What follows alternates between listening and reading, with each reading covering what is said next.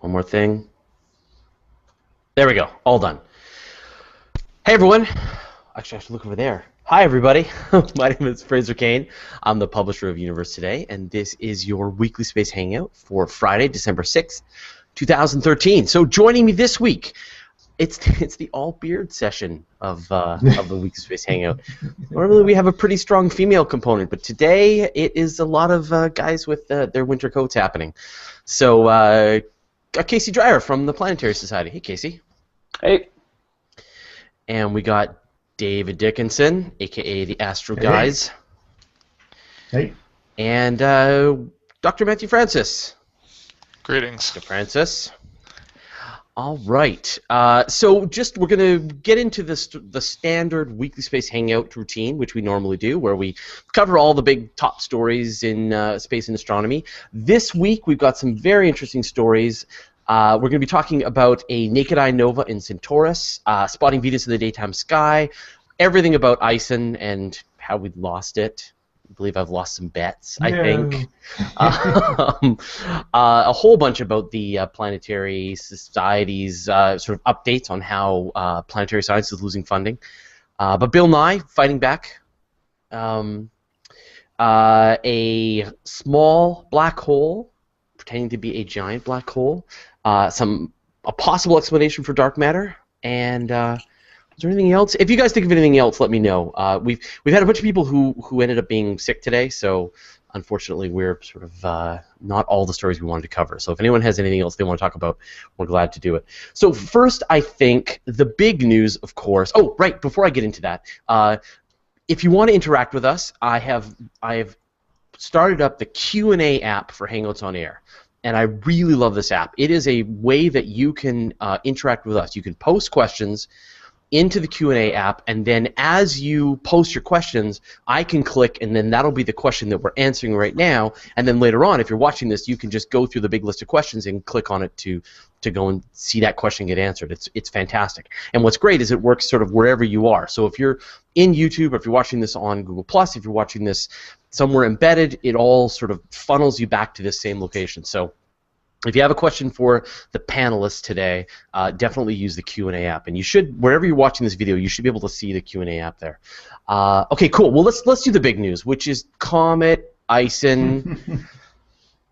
ISON is ice off, apparently. I know.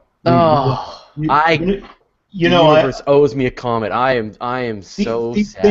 These things always seem to come in pairs, so I wouldn't be surprised. Right after Kohoutek, we had and that fizzled. We had Comet West, which nobody saw because they were disappointed from Kohoutek. And the same with Hyakutake and Hale-Bopp. So you never know. There could be another big one coming out of nowhere. So what happened? ISON just didn't have the right stuff. Apparently, it didn't hold together, and it was a really interesting day, that Thanksgiving too, because even I had sent out my eulogy tweet. I had said rest in peace, and then people started pinging me saying there's still stuff in the SOHO, the LASCO C3 camera coming back around. So for a while it looked like something did survive perihelion, but it wasn't held together very well. About 24 hours later it was dissipating again. So we went from Comet ISON is alive to Comet ISON is dead to Comet ISON might be alive to Comet ISON's, we've been at Comet ISON is dead for about a week now, so there may be some material that made it around. I know Hubble is being tasked to try to find, and I know some amateurs have been sweeping around trying to find if there's any remnants of ISON, but if they are, they're like below 8th, 9th magnitude, they're very faint, whatever's left. Probably less than 100 meters across if there's anything left. Yeah, I'm trying to dig up one of the videos. There's some great videos that showed the comet come right in, and it was just blazing this beautiful trail, got right around the sun. I was watching all of U.S. Thanksgiving Day. We were all watching. It was interesting when it didn't show up in SDO's cameras either. There was an interesting couple hours there where we were wondering what exactly happened. I think it was just a little too faint to show up in SDO's cameras, because you notice there wasn't any background stars in those Here we go. I got it. Here, hold on. Here we go. And there'll be a lot we learn about, how well we don't see these kind of sun grazers very often. So there's going to be a lot we're going to learn. But unfortunately, we didn't get the good, like the comet for the people that we were hoping we were going to get for star parties, and like we could go out and say, hey, there's a cool comet, and it looks like a comet, like you always think. So yeah, it was unfortunate. No, I always thought it would have been interesting. Okay, here we go. Here we go. Let's watch this here. Good. We're gonna start from the beginning. Yeah. So here comes. Go, little buddy. Go. Where'd it go? Oh. But then when it came back around, it came back to life for a little bit, what was left, and it kind of gave us a little bit of false hope we were going to see. We knew after perihelion it wasn't going to be Comet of the Century. We knew from, but when we saw it come around, we we're like, okay, we might have something to look at. But wasn't to be. Not this one. I think I'm going to cry now. There is a good fifth magnitude comet I've been tracking every morning, comet R1 Lovejoy, and there's been some pretty good images coming out of that. So we kind of have a constellation comet. So. Yeah. So joining us is Sondy Springmann. Hey, Sondy. Hello. Greetings from Arecibo Observatory in Puerto Rico. And you've got the observatory there in the background? If you can see it. I can't see anyone's video right now, so I have no idea how I look or what anyone else is seeing, but You're very backlit, so you're just a silhouette with a bright window behind you. But you can try to get just the bright window. You can maybe make out the telescope, but I can also close the curtains. I'll do that. Sure, yeah, or just turn around on your desk. Okay, so we got a question here, so here's how this works. So I will take this question, I will select from Mark Tatter. Did ISON die because it was a first-timer, or was it just too close to the sun? I think it was both. Nothing's perfect around here, but that should work a little. Sure. I think it was a first-timer, it was too close to the sun. And, you know, what I haven't heard yet, they made a lot of talk about which way the nucleus was rotating beforehand for survival, whether it was a prograde or retrograde rotator. And I watched the live stream that they were doing, the post-perihelion discussion this morning for a little bit. I have not heard that answered yet, but I have a suspicion it was probably rotating against the line of force when it went in beyond the Roche limit of the sun, and it got tore apart. We really couldn't tell which way it was rotating, but I know prograde was bad. What I got out of that news conference about a week or two prior, prograde was bad, retrograde was good. I have a feeling it was probably a prograde rotator. Yeah, I mean, even in death, we learned quite a bit about how these comets work and to try and predict them for future trajectories. So it's, we got a little science out of this. We tell ourselves that to feel good, but importantly too, since the comet's not going to be big in our sky, we avoid the cometary pestilence and crashing of kingdoms and all the other negative things that comets bring us. Yeah. So I think we really escaped a close call here. Yeah. Oh. I wondered, imagine ISON would have been coming toward the Earth on its outbound leg. Not saying it was, but had it had been, we had wanted the sun to destroy it. We would have been rooting for the sun to destroy it. That would have been our only hope. Right, if it was on a collision course with us. On its outbound leg, yeah, like if the orbit had been right at the right angle where it would have been coming back at us when it came around the sun, we would have hoped the sun would have destroyed it. Yeah. All right. So now, Casey, I know you've got a book pretty quickly, so let's sort of move on and talk about some of the stories that you've been working on. And I didn't even need to know what you wanted to talk about when you joined. When you said I'm in this week, I knew. Let me guess. There's some funding getting cut somewhere, somehow. What's going on? Yeah, so if you or anyone watching were following scientists on Twitter this week, particularly Planetary Scientist, you may have noticed earlier this week quite a bit of anger or some upset statements or just confusion. And a lot of this is because what happened. So NASA just a couple weeks ago announced out of the blue that they're going to be restructuring how they fund scientists. So this is going to hit very close to a lot of scientists who work on planetary issues. And what actually happened, they made this announcement this week, here's what we're doing. And on some parts, it isn't necessarily bad. They have about a dozen different funding lines scientists can propose to ask for money, do research, and so forth. They just have that once or twice a year they make these applications.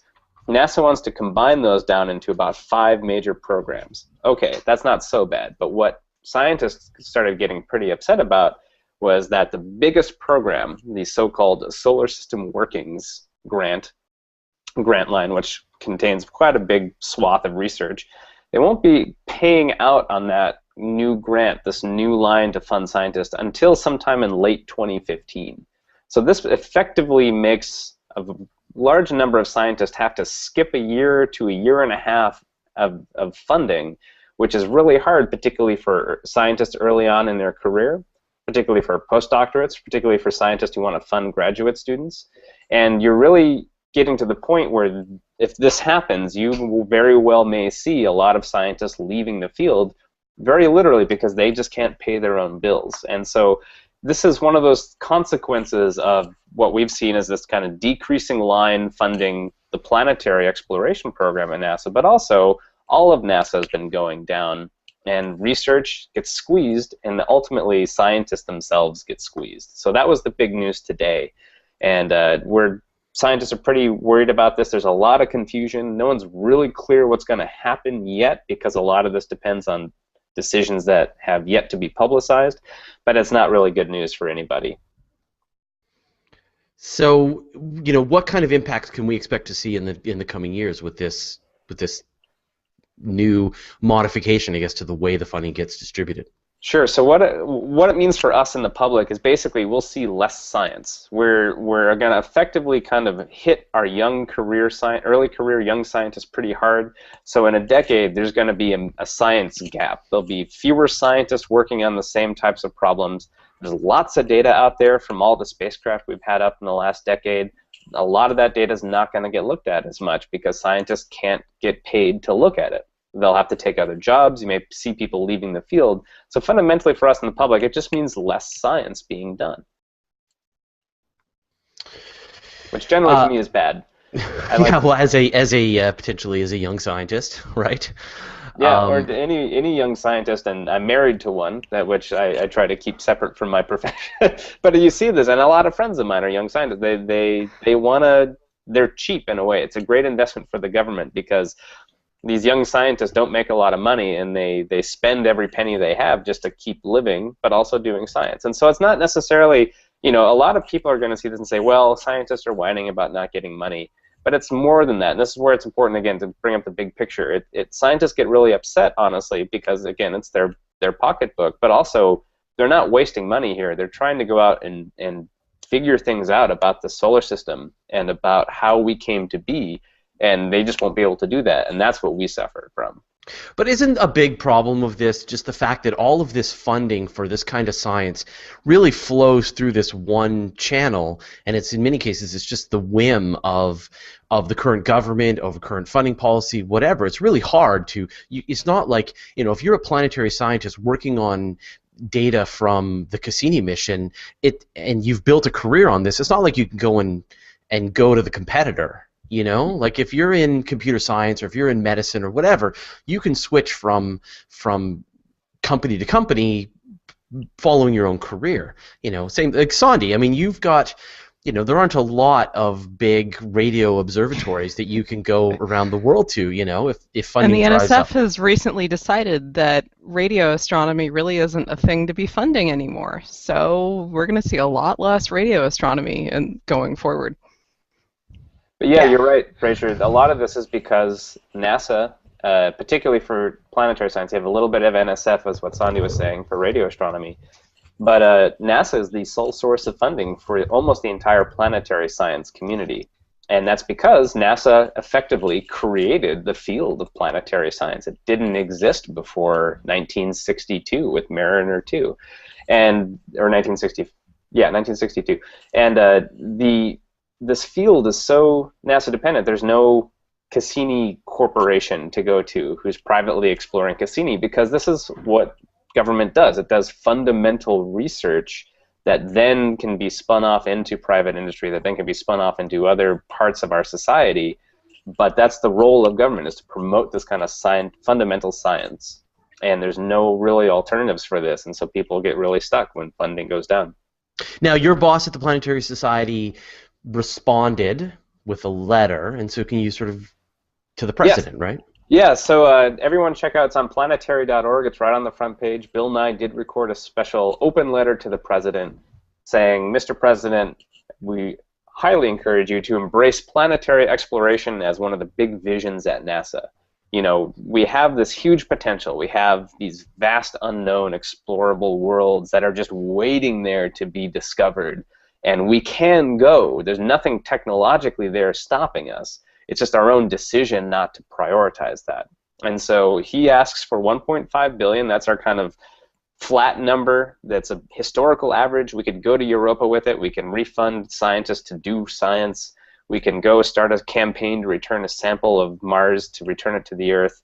And then we can also increase the smaller missions. We can get a real kind of healthy exploration of the solar system for less than 10% of NASA's budget. So Bill released this video today. We sent it to the president. We're asking other people to also stand with him and to stand with us to also write the president and their elected officials. You can do that at planetary.org/SOS. And the more they hear from the public about this, the more likely this will happen. Congress has generally been very supportive, but what we've seen, unfortunately, is that the White House keeps planetary exploration, at least, pretty low on their priority level. We want to push that up, and so they work to protect it. Congress will support them, and we can see a really glorious future ahead of us, or we can kind of be here and to watch the whole thing crumble and decline. It's really up to us.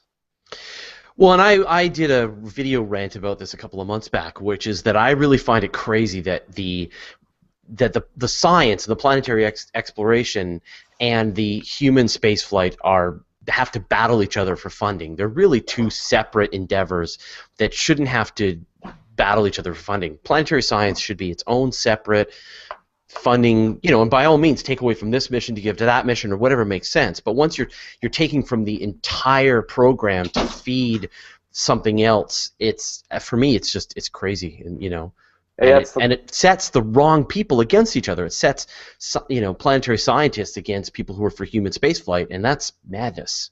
It is, and because we need both of them, right? And every astronaut will tell you we need robotic missions, and almost everyone who works robotic science missions say we need astronauts to go out there and really explore for humanity and to represent us. And it's a very simpatico kind of relationship, and this is the consequence of a shrinking fixed budget, but with also larding on more and more things to give NASA to do. As you've seen right now, as we've talked about before, NASA's making a new rocket. It's making a new crew vehicle. It's paying private companies to make new rockets. It's paying private companies to make new crew vehicles. It's also maintaining the space station. It's also funding small business innovation. It's also funding new technology lines. It's doing space science, planetary science, heliophysics, astrophysics, the James Webb Space Telescope. And it's trying to do this within a shrinking budget. So of course things are going to be squeezed. And again, that's why we're saying we bump it up just a little bit. And the Senate has actually given NASA more money than the president requested on the Senate side. House has not followed suit. It's kind of stuck in this weird limbo. But the political will tends to be there. People tend in government, bipartisan, to support NASA and to support exploration and to support science. It's just pushing them across the line. And that's where we really need to make sure that the public speaks out about this. They hear about this. NASA, when people write letters about NASA, they notice, because most people are writing letters about Social Security and healthcare and guns and all these really contentious political issues. They see something about NASA, they go like, oh yeah, we should give that some thought, because it'll peak up above the noise that they usually see in the congressional office or in the White House or in the policy areas in Washington, D.C. So the more people we get, the bigger difference you can make, and we're really tantalizingly close to fixing a lot of this. It's just pushing everyone over the line. Well, good luck.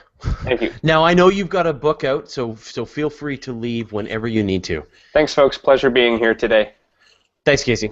Keep us updated. Okay. Happy to bring good news. Can you come like sometime when you've got good news and just bring Yeah, I'll promise I'll come when I have good news. And I'll toss out also something that I don't know if anyone's been following this, but the Chinese did go into lunar orbit today with their Chang'e 3 mission that will land on the moon December 14th. In less than 2 weeks, we'll have the first soft landing on the moon since the 1970s. And so that's kind of an exciting piece. And then also with India finally went into the Martian trajectory, so they're going to Mars now. Those are two kind of exciting developments in planetary exploration. We're seeing two new countries really step up and push the boundaries and really give everyone a run for their money. So that's kind of Rosetta is only about 11 months away from harpooning a comet. So luckily the Europeans, Indians, and Chinese are all picking up a lot of slack right now and giving us a lot of exciting things to look forward to. Awesome. All right. Well, thanks Casey. Yep. Okay. Well, Sondy, thanks for jumping in at the last minute. And so I'm not sure how much time you have. I understand you have asteroids to zap or something. So, Always. We have 800 hours a year of asteroid zapping. so there's a new high-resolution video of and I'm going to show this video, and then you'll explain what it is that we're looking at, which is the hexagon on Saturn. Yeah, it's pretty cool. All right, let me see if I can make this happen here. Come on, technology. Oh, it's over there. There's some ads. Perfect. All right, let's start from the beginning again. So what are we looking at? So we're looking at what's effectively an atmospheric river on Saturn. So if you're sitting inside Saturn, you'd actually see this as a wiggly sine wave. But just because of the way we look at Saturn, we see it as a hexagon. So we have atmospheric jets here on Earth. We have Gulf Stream. We have things like that. But on these giant planets, there's no solids. There's no continents. The weather behaves very differently. So if you look at Jupiter, and if you look at Saturn, they're banded. They have a jet blowing eastward, a jet blowing westward. They alternate. And so this jet up at the north pole of Saturn has actually produced this hexagon. And this thing is gigantic.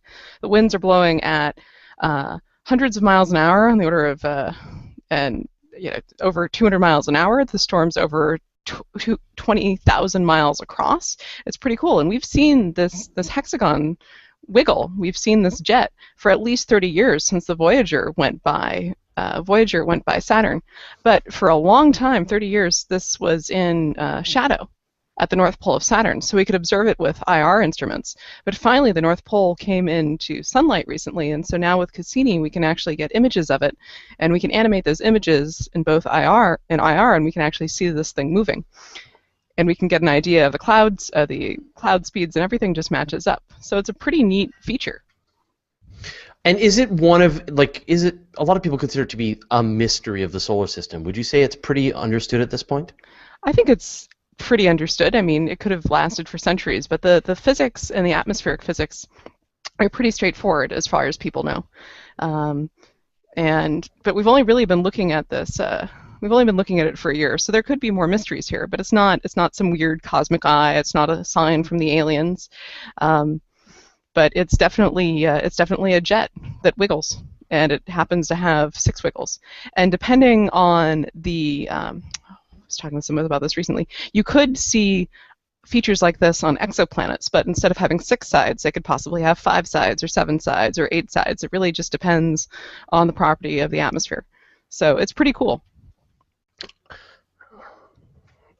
And understanding these jets on Saturn, also on other planets, it really gives us an understanding of how our atmosphere behaves. Is our atmosphere special? Is our atmosphere unique? Or is it a lot like atmospheres on other of these giant planets? Well, I've got some really funky music happening in my ears here as I try to play this video. Yeah. Some kind of new age music. Thanks, NASA. That's great. Does one of these exist on other planets in the solar system? Do they have one on Jupiter? Is there one on? I don't think anything's been seen on Jupiter. We've only seen the Saturn one, so it's pretty cool. And I've also heard that some amateurs have been able to spot it. David, have you ever? You followed that, didn't you? You're muted, David. Mute. Demute. Nope, still muted. Oh well. I'm sure he'll figure it out. I mean, there's a lot that amateurs can do with monitoring of Saturn and Jupiter with their telescopes. So, some people say, there's a lot amateurs can do here to really support the community and support observations of Saturn, especially transients in the atmospheres, looking at small meteorites that impact, and you can really get a sense of what the meteorite was made of, and a little bit about the atmospheric composition, and you can also start getting ideas about the population of small bodies in the outer solar system and which ones encounter Saturn and Jupiter. Are you back, David? I think so. Trying. There you are. Can you hear me? I think you've changed microphones. Yeah, I got 3 microphones. I tried an alternate one just for troubleshooting here. I don't know how well you can hear me in this one, but yeah, I think Christopher Go, I want to say, has imaged this feature before on Saturn. I'm pretty sure I've seen some of his. If anybody caught it, it would have been him. So. It's kind of tough because it's at an angle, right? And so Yeah, because you're looking at the poles. You're not going to ever see the poles of Saturn aren't tipped toward us ever. So. Yeah, so you would, in this case, Cassini is able to fly right over the pole of Saturn and be able to image straight down at it, right? Yeah, you're just going to see that kind of oblique side view. It tilts toward us maybe by, I believe, 20 degrees max, but yeah. So let's see here. So we've got a question here. So why is it hexagonal? Do we know? So you said, Sondy, that it could be 5 sides, it could be 7 sides. Why is it hexagonal specifically? Yeah, I had this explained to me about a week ago, and I really can't give you an answer, but it has to do with, I think, the thickness of the jet. So depending on the size of the jet, depending on how thick the jet is, you could have different amounts of nodes. So if you've taken any sort of vibrational physics classes, vibrations and waves, if you've ever taken a jump rope with a friend or a slinky and slung it up and down, you'll see you can see how many peaks and troughs you can develop in your slinky if you're shaking it up and down. A lot of people have done that in high school physics class. And it's the same physics at play here. So just depending on the velocity and the size, you can get 6 peaks like you see here. Or if things were slightly different, you could get 5 peaks or 7 peaks depending on the size of the jet and how fast things are moving. So if we were ever able to image other exoplanets, we might see hexagons or septagons or octagons at their poles. But if you were sitting inside Saturn and looking up, not that you could, you would see it looked like a wiggle. It would look like just a sine wave. In the sky, right. Mm-hmm. That's really cool. Yeah, if you deproject it in latitude-longitude space instead of polar coordinates, it looks just like a wiggle. It's very cool. It is cool. That's awesome. Okay, Dr. Francis, you've yes, got. Sir. Let's go with your information about a Hobbit-sized black hole pretending to be a giant. Okay, well, a lot of us are familiar with sort of the 2 major types of black holes. You've got the star-sized ones, the stellar mass black holes like Cygnus X1. That's the first black hole where we knew what we were seeing, and that's the kind of black hole that's formed from the death of a very massive star. And then there's the heavyweight black holes, the supermassive black holes at the centers of galaxies. And there's been some question among researchers about whether there's something in between, the intermediate mass black holes. And there have been a few black holes that I should say black hole candidates over the years that people have identified. Uh-oh. 100 to 1,000 times the mass of the sun. And so what we're looking at here is a let's see. Now if you can spot which one, now you would know which of those blue dots is the black hole. I think it's the one, if you go straight out from the nucleus to that one there, I believe is the black hole in question. But it's this is a black hole that appears to be an intermediate mass black hole based on the rate it's eating stuff. So when matter falls onto a black hole, it heats up, it glows, and a lot of it gets ejected back out into space, and that whole process makes black holes very bright. And so based on the emissions from this black hole, it looks like it's an intermediate mass black hole. It looks like it's a few hundred times the mass of the sun. Observations found it is actually a black hole in a binary. It's actually mutually orbiting a star. And that is great when that happens because you can figure out masses directly then using good old laws of motion and Kepler's laws, which you might have learned in school. The basic stuff you can do with a hand calculator, and you find out that, whoa, this thing is probably 20 to 30 times the mass of the sun. That's not an intermediate mass black hole, that's a stellar mass black hole. So why is it producing so much light? And that's a mystery. We do not know.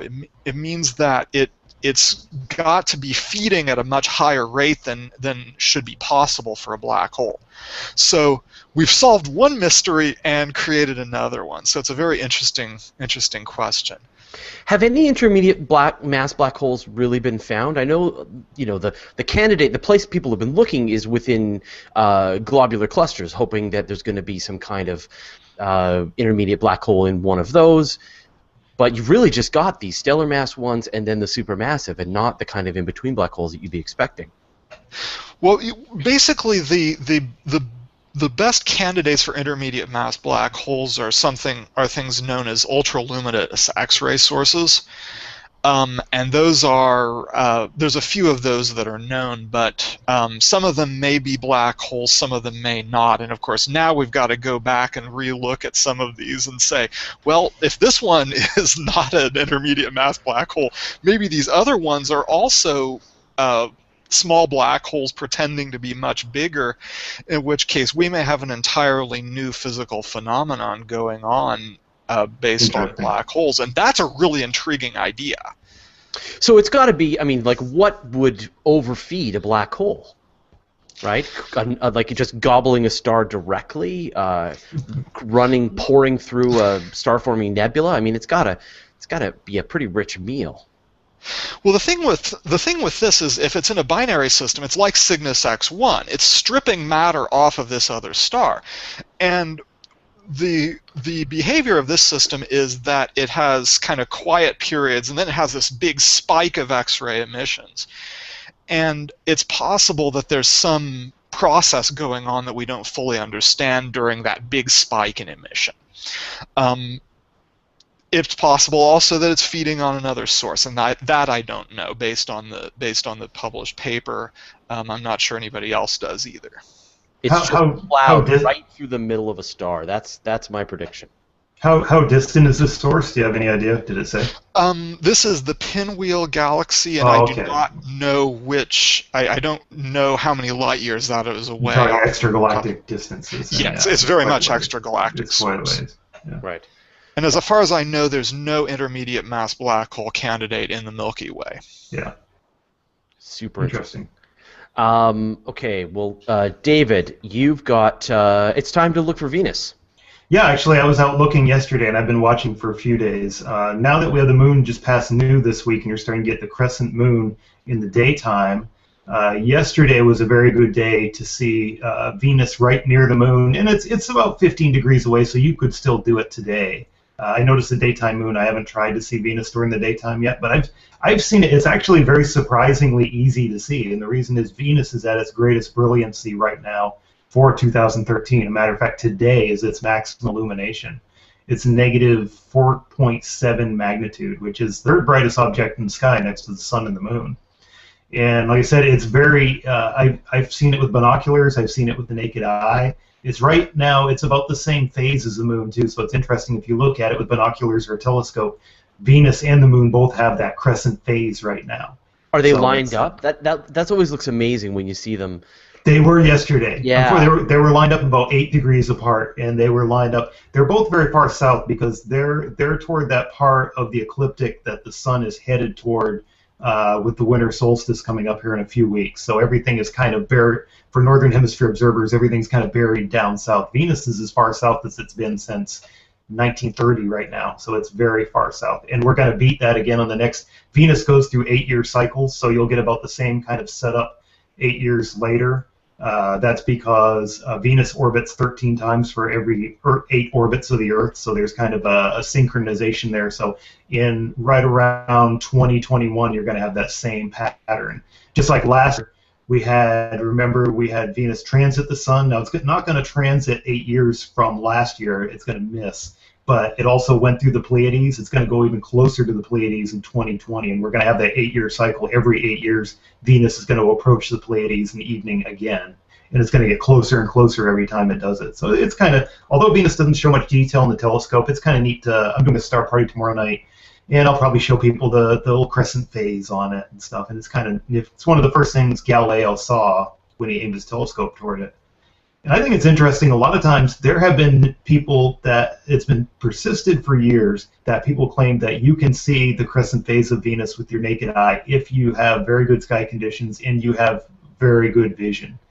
But I think it's interesting nobody noticed it before Galileo invented the telescope, so it's kind of one of those myths that persist out there, but I don't know how true it is. Couldn't you project it though? Like I know, we've had this conversation that you can cast shadows with Venus. Yes. Right. Yeah, Venus is bright enough right now. If you were somewhere that's a dark sky site and there's no other light around, unfortunately, you're getting the crescent moon right now. Venus can cast shadow, especially if you were against something with high contrast, like say a good snow cover. Right now, being December, a lot of people have snow on the ground, and I have seen people do time exposures with DSLRs, where you could aim it towards where your shadow is on the ground, and you could probably, even though you can't see it with the naked eye, do about a 10 or 20-second exposure, and you could probably pick out the shadow of Venus there in your DSLR image. Yeah, you might even have the twin shadow. That's great. So now's the time. It's at its brightest, so now's your chance. Go out, yes. Dark skies, try to see if you can see Venus. The shadows cast by Venus. Shadows cast by Venus. That's really cool. All right, and then Matthew, you've got your second story here, and this is great. This is so cool. So potentially, maybe dark matter, maybe in an experiment, possibly. Well, we have to use all the weasel words. Let's use every single one. Let's get them all in. Possibly, scientists have possibly, maybe, under certain conditions, perhaps, seen indications of what might match some kind of theorized possibilities.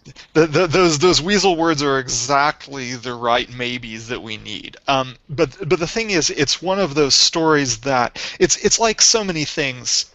The payoff would be so incredible that we have to pay attention to this, even if the probability of it being correct is low.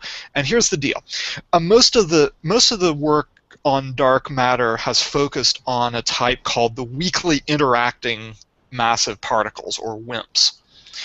WIMPs are generally in a weight class heavier than protons, so heavier than the ordinary particles that make up matter of daily life, which is the massive part of their name. But there's another type of particle that was predicted back in the 1970s to solve a problem with nuclear forces.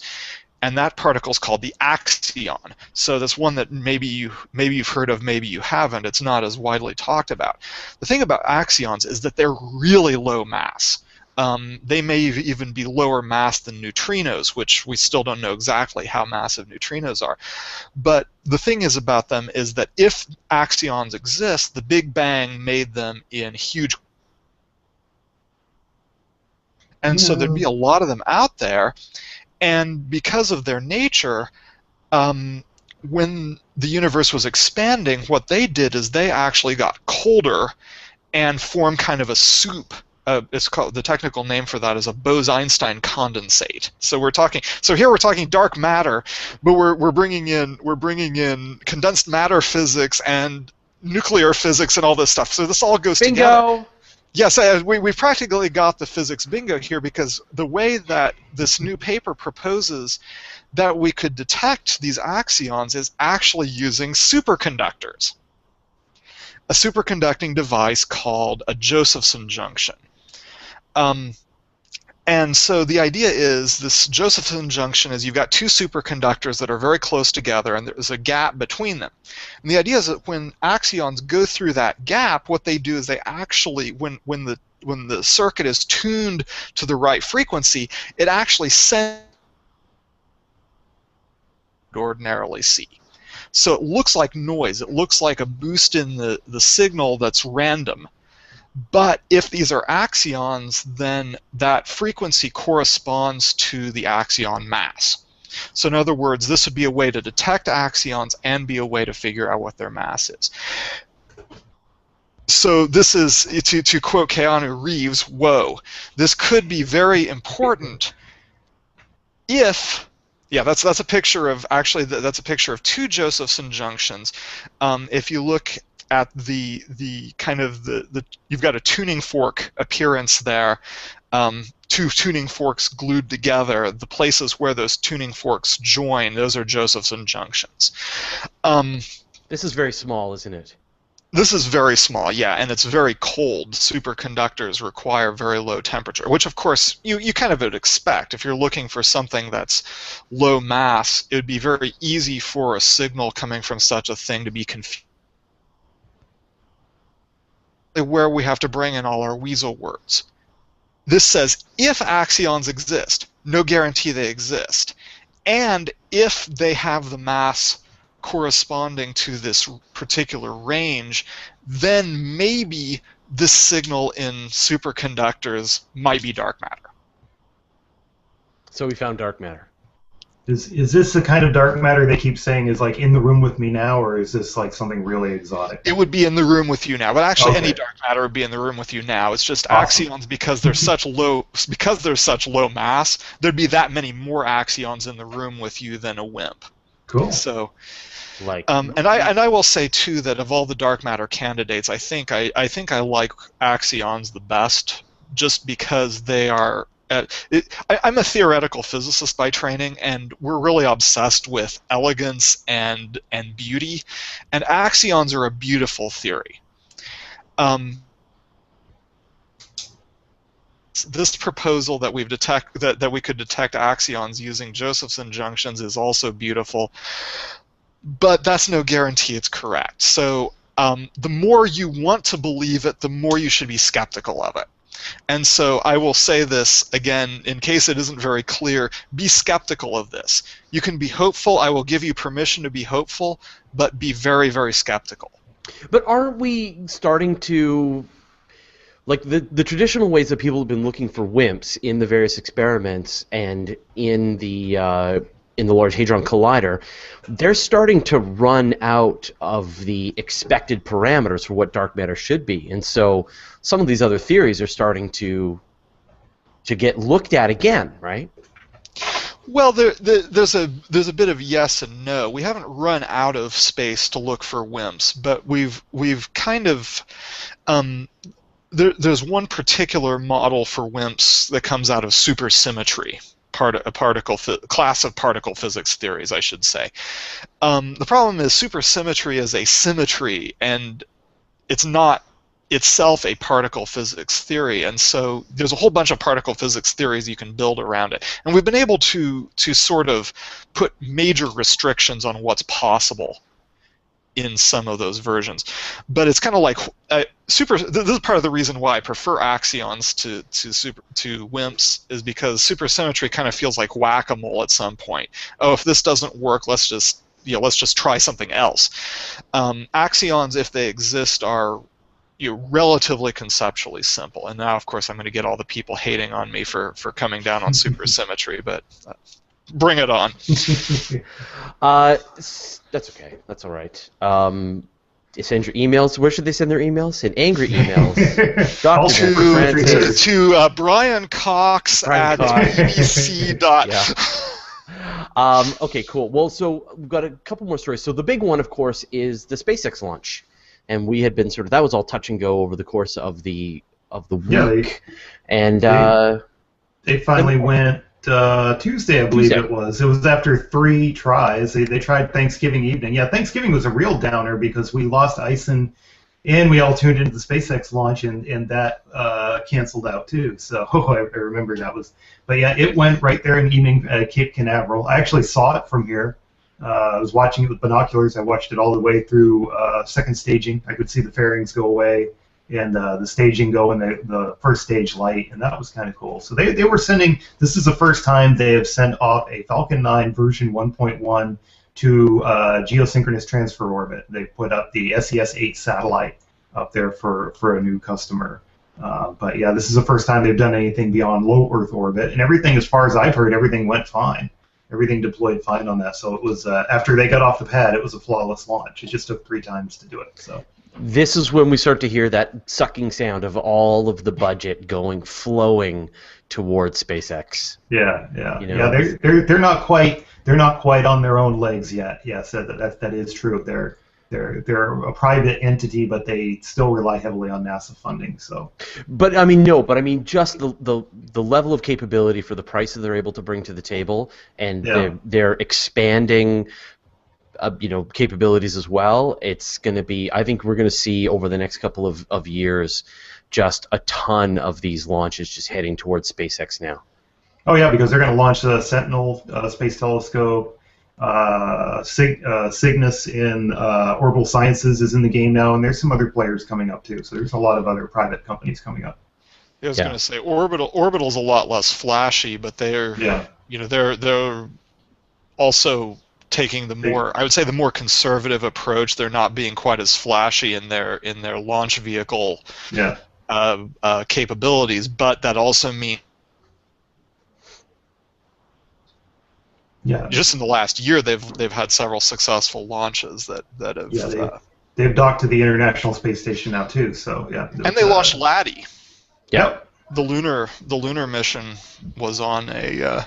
Well, it was on a Minotaur. That was on a Minotaur 5. Yeah, it was on Minotaur 5. Yeah, that was right. Yeah, I think once the Falcon 9 Heavy gets rolling, I think a lot of the Boeings and the Lockheed Martins and stuff are going to have to step up their game a bit. I think the Heavy's going next year or 2015. I think the first test flight. Thought it was 2015, but yeah, it's coming up though. Yeah. Yeah, really interesting. Like the seeing the I mentioned I went to the SpaceX factory about a month ago, and just a terrific place. Really amazing what they're doing there. The first unmanned flight of the Orion capsule is next year too. That's coming up within a year or two, 2014. So. Yeah, and so once they're sending humans to space, to the space station, and again, new rockets coming on board, new engines coming on board. Yeah, they're really moving forward. So it's weird. It's like we feel so bad about all the cuts to planetary exploration, but then we're really happy about all of these other countries that are sending spacecraft places, and then anyway. Okay, well, so I think you've got one more story here, David. It was David, the best of times. It was the worst of times. It was the worst of times. David, you've got one last story about a new naked eye nova. Yes, there is a new nova. Unfortunately, it's way in the southern hemisphere in the constellation Centaurus. It's about at negative 60 degrees south, so you got to be basically like 10 degrees north or lower to really get this really well. The name is Nova Centauri 2013, and it's actually got I found out from the AAVSO, the American Association of Variable Star Observers, this morning. It has another designation now, a new phone number name of V1369 Sen. So it's interesting. We've had 2 naked eye novas this year already because we had one in Delphinus earlier this year. That's kind of rare. These 2 are already in the category of the 30 brightest novas that we've had. These are in our galaxy. These aren't supernovas. That's the first I had to kill on Twitter. These are just garden variety novas, but this one right now is at magnitude 3.8, so it's actually brighter than Nova Delphini 2013. It's interesting that since it's in the southern hemisphere, it's not getting as much, because I noticed the one in Delphinus earlier this year was everywhere across the news. This one's really kind of going under the radar. I mean, we wrote about it this week, and there's been some images from some astrophotographers down in South America and Australia have been watching it, but it hasn't got nearly the press that the one up in the northern hemisphere did. Now, one last piece of hope, which is that Lovejoy is much more visible now, right? Even with the unaided eye, you can see it with the naked eye, right? R1 Lovejoy is just above naked eye visibility, about fifth magnitude in the early morning sky. It's in the constellation Corona Borealis right now. So it's up in if you're about 30 to 40 degrees north latitude, you get up about an hour before sunrise. It's about 20, 30 degrees above the northeastern horizon. Take a pair of binoculars and just kind of sweep around below the Big Dipper is what I did this morning, and you can see it as a little fuzzball there. And there's been some pretty good amateur images there. They're showing a little 10-degree tail on it. So we've got a constellation comet kind of since we lost ISON. So well, that's all right. And like I said, they always seem to come in pairs. I mean, Comet Halley and the Great Comet of 1910. And Hale-Bopp and Hyakutake, so you never know. I actually like Hyakutake because that came with no fanfare, just out of nowhere. And within a month, we had a great comet. We didn't have this one-year build-up like we did to ISON and then get disappointed on it. So we might be zapping ISON not next week, but the week after that. So if there's any debris left cool. that isn't necessarily naked eye visible. Sondy, it's you weren't moving enough. here. You weren't here for the beginning of the show. ISON's dead. There might be stuff left. Yeah. We've done some math. We might be able to get it, so we're dedicating at least a day to it. So what we can see with radar, you can't see with your telescope. All right. Okay, so got a question here. Yeah, ISON's dead, I know. From Deborah Barton. Please explain what a nova is and can one hit the Earth? Oh, a nova like this is just your garden variety. You've got like a red dwarf, a red giant star dumping matter onto a white dwarf, and it's kind of intermittently undergoing fusion. It's not quite big enough to do the whole Type 2A, Type 1A supernova type deal. But yeah, you've got this situation where you've got like, really far away, hundreds or thousands of light years away. They don't know the distance on this one yet, but its odds are. I know the nova in Delphinus, when they pegged down the distance, was over 1,000 light years away. So none of these are anywhere near our galactic neighborhood. And you've got a great situation, right? You got the red giant, you got this white dwarf, they're orbiting one another, and the white dwarf is pulling this stream of material from the red giant, and it's piling up on the surface of the white dwarf, and then it piles up to a certain point that it kind of goes off like a little bomb on the surface of the white dwarf, and then it goes back to the beginning and keeps piling that material up. There are stars that are reoccurring nova, like T Pyxidus in Euscorpii, that do that every 10 or 15 years that we observe too. And so, no, it's absolutely no risk today, but sort of one of the methods that you can create a supernova is with these Type 1A supernovae, and you have the situation where this happens for a long period of time, and eventually the white dwarf star crosses this limit. What is it? 1.4 times the mass of a regular star of the sun. Limit. Yeah, and then at that point, it detonates as a supernova. And we haven't seen a naked eye supernova in our galaxy since the invention of the telescope. Kepler's supernova in 1604 was the last one. So. Yeah. So no, absolutely no risk. Don't worry about nova. That would be a big story if we had like say Betelgeuse is a nova candidate, Spica is a nova candidate. Those are fairly nearby. Eta Carini. Yeah. They're nearby, say a few hundred light years. They're still out of the kill zone, so not nearby like civilization wiping out nearby. If a supernova goes off within 100 light years of the Earth, it's a problem. The closest supernova candidate is Spica, which is 260 light years away. So we are totally safe from any supernova. Don't worry about it. Cool, awesome. Okay, well, I think we've wrapped up all of the stories we wanted to talk about. So thanks everyone for joining us. Now, Sondy, where do we find out more about all of the zapping that's happening? You're muted, Vic. You're muted, Sondy. Muted, still muted. You can follow me on Twitter. I'm at Sondy, S-O-N-D-Y. Does it show up in the bottom of my screen? I can't see my video at all. Great. I may or may not be live tweeting tonight's zapping. Yeah, it's good fun. We find them before they find us. And when you live tweet, are you going to post any like links to some of the data that you're producing? It's not that exciting if you don't stare at radar data all the time, but I might say, oh, this is the object we're looking at.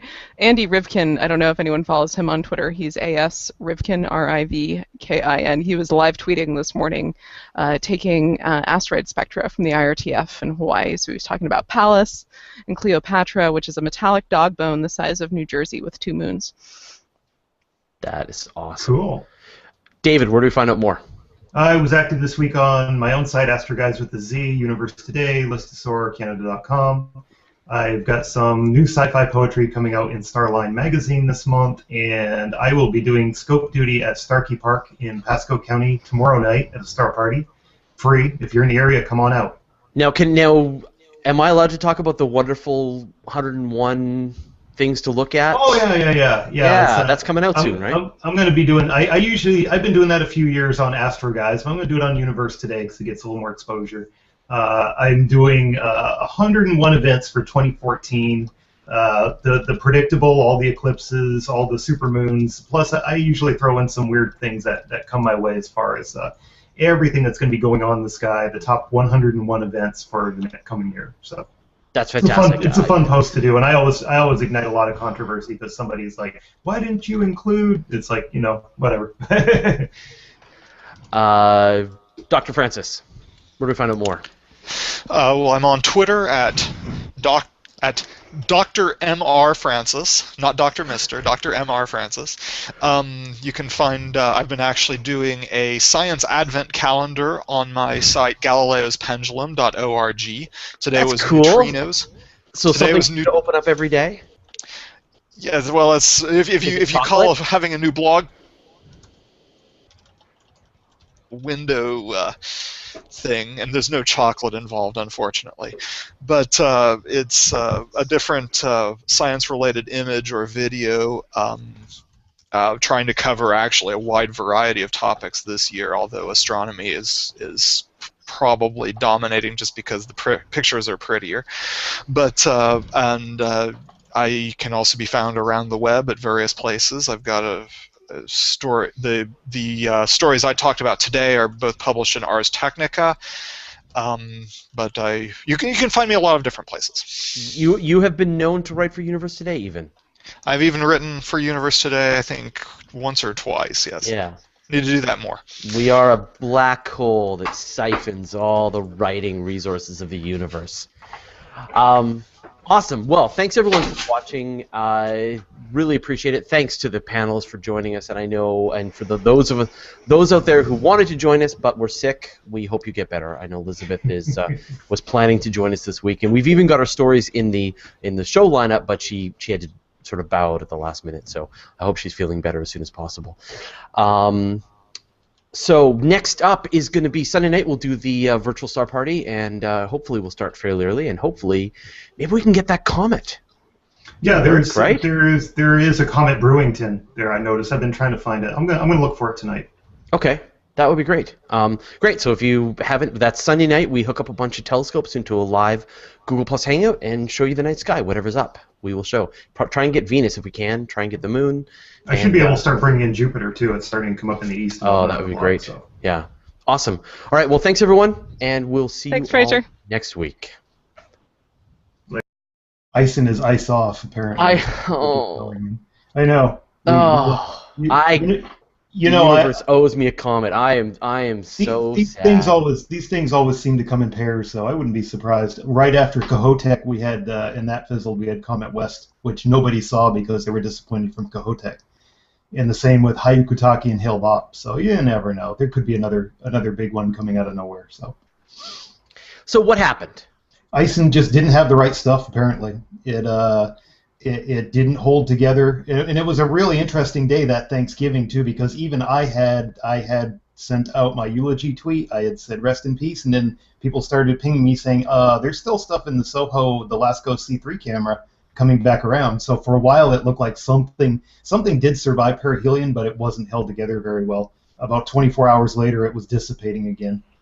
So we went from Comet ISON is alive to Comet ISON is dead to Comet ISON might be alive to Comet ISON's we've been at Comet ISON is dead for about a week now. So there may be some material that made it around. I know Hubble is being tasked to try to find, and I know some amateurs have been sweeping around trying to find if there's any remnants of ISON, but if they are, they're like below 8th, 9th magnitude. They're very faint, whatever's left. Probably less than 100 meters across if there's any, but wasn't to be. Not this one. I think I'm going to cry now. There is a good 5th magnitude comet I've been tracking every morning, Comet R1 Lovejoy, and there's been some pretty good images coming out of that. So we kind of have a constellation comet. So. Yeah. So joining us is Sondy Springmann. Hey, Sondy. Hello. Greetings from Arecibo Observatory in Puerto Rico.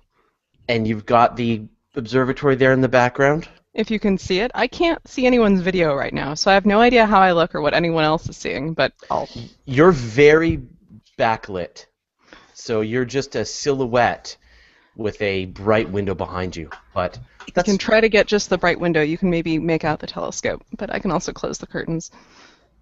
I'll do that. Sure, yeah, or just turn around on your desk. Okay, so we got a question here, so here's how this works. So I will take this question, I will select from Mark Tatter. Did ISON die because it was a first-timer, or was it just too close to the sun? I think it was both. Nothing's perfect around here, but that should work a little. Sure. I think it was a first timer. It was too close to the sun, and you know what I haven't heard yet. They made a lot of talk about. But Bill Nye fighting back. A small black hole, pretending to be a giant black hole. A possible explanation for dark matter. And is there anything else? If you guys think of anything else, let me know. We've had a bunch of people who ended up being sick today, so unfortunately we're sort of not all the stories we wanted to cover. So if anyone has anything else they want to talk about, we're glad to do it. So first, I think the big news, of course. Oh, right. Before I get into that, if you want to interact with us, I have started up the Q&A app for Hangouts on Air.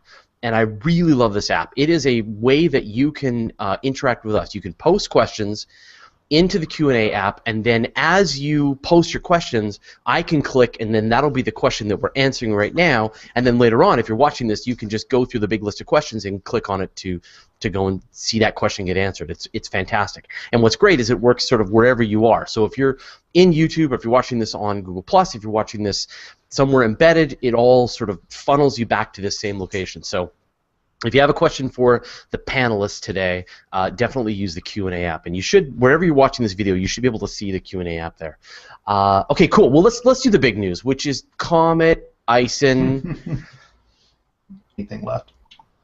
Yeah, I'm trying to dig up one of the videos. There's some great videos that showed the comet come right in, and it was just blazing this beautiful trail. Got right around the sun. I was watching all of U.S. Thanksgiving Day. We were all watching. It was interesting when it didn't show up in SDO's cameras either. There was an interesting couple hours there where we were wondering what exactly happened. I think it was just a little too faint to show up in SDO's cameras because you notice there wasn't any background stars in those. Here we go. I got it. Here, hold on. Here we go. And there'll be a lot we learn about, you know, how well we don't see these kind of sun grazers very often. So there's going to be a lot we're going to learn. But unfortunately, we didn't get the good, like the comet for the people that we were hoping we were going to get for star parties, and like we could go out and say, hey, there's a cool comet, and it looks like a comet, like you always think. So yeah, it was unfortunate. No, I always thought it would have been interesting. Okay, here we go. Let's watch this here. Good. We're gonna start from the beginning. Yeah. So here comes. Go, little buddy. Go. Where'd it go? Oh! But then when it came back around, it came back to life for a little bit, what was left, and it kind of gave us a little bit of false hope we were going to see. We knew after perihelion it wasn't going to be Comet of the Century. We knew but when we saw it come around, we're like, okay, we might have something to look at. But one more thing. There we go. All done. Hey, everyone. Actually, I should look over there. Hi, everybody. My name is Fraser Cain. I'm the publisher of Universe Today, and this is your Weekly Space Hangout for Friday, December 6th, 2013. So joining me this week, it's the all-beard session of the Weekly Space Hangout. Normally we have a pretty strong female component, but today it is a lot of guys with their winter coats happening. So got Casey Dreier from the Planetary Society. Hey, Casey. Hey. And we got David Dickinson, a.k.a. the Astro Guys. Hey. And Dr. Matthew Francis. Greetings. Dr. Francis. All right. So we're going to get into the standard Weekly Space Hangout routine, which we normally do, where we cover all the big top stories in space and astronomy. This week, we've got some very interesting stories. We're going to be talking about a naked eye nova in Centaurus, spotting Venus in the daytime sky, everything about ISON and how we lost it. I believe I've lost some bets, I think. A whole bunch about the planetary society's sort of updates on how planetary science is losing funding.